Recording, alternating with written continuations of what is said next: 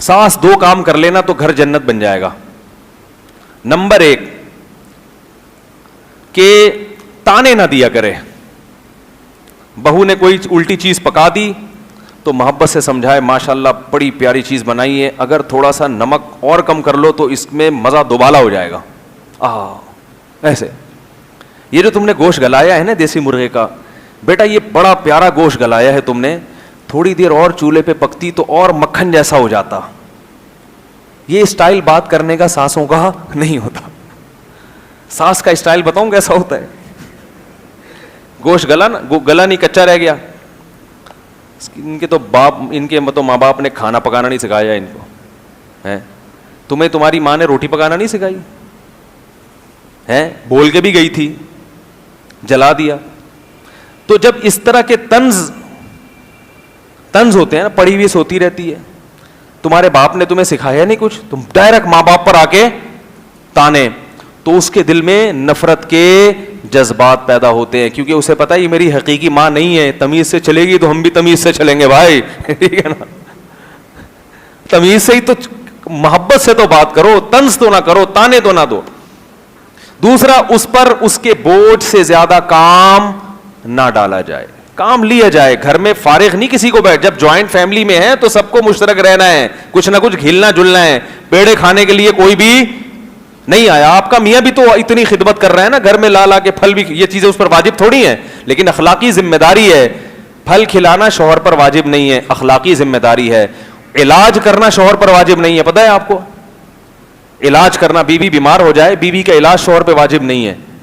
کیوں؟ اس لیے کہ آپ خود بیمار ہو جاتی ہو تو اپنا علاج واجب نہیں ہے, تو بیوی کا کہاں سے واجب ہو گیا؟ پرہیز واجب ہے. بیوی کو نزلہ ہو گیا تو شوہر پرہیز کرا سکتا ہے, ٹھنڈے پانی سے پرہیز, آئس کریم سے پرہیز, کھچڑی کھاؤ 3 دن تک. لیکن غیر اخلاقی حرکت ہے نا علاج نہ کرانا, وہ بیچاری کہاں جائے گی علاج کے لیے؟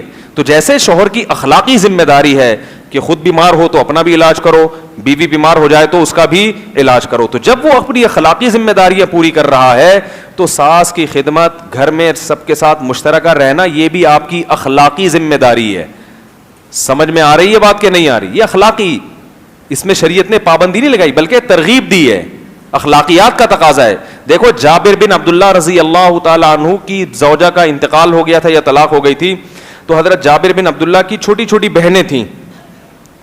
تو حضرت جابر بن عبداللہ نے شادی کی, تو آپ صلی اللہ علیہ وسلم نے ان سے پوچھا کہ اے جابر تم نے کس سے شادی کی ہے, بیوہ سے یا کنواری سے؟ تو حضرت جابر نے کہا یا رسول اللہ بیوہ عورت سے شادی کی ہے, بڑی عمر کی عورت.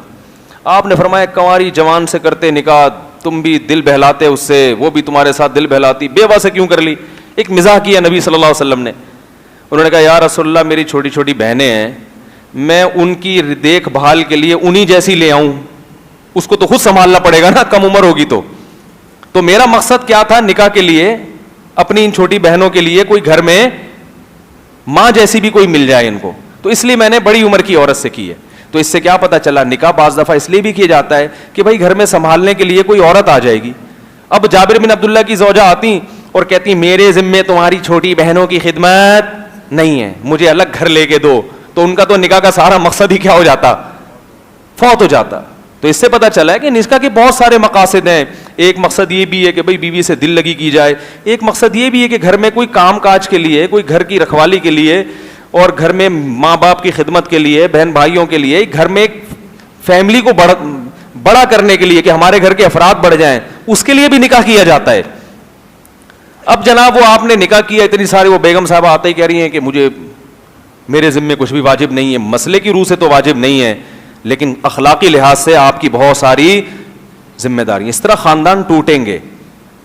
تو نہ اس کو چاہیے کہ ظلم کرے اور اس پر اس کے بوجھ, ظلم کا مطلب تانے نہ دیا کرے, خام خامے بیٹے کے کان بہو کے خلاف نہ بھرا کرے, غلطیوں کو جیسے اپنی بیٹیوں کو نظر انداز کرتے ہیں. دوسرا, اس کی حیثیت سے زیادہ اس پہ بوجھ نہ ڈالے. کبھی وہ کام سے منع کر دے تو اس کو یہ حق بھی ہونا چاہیے.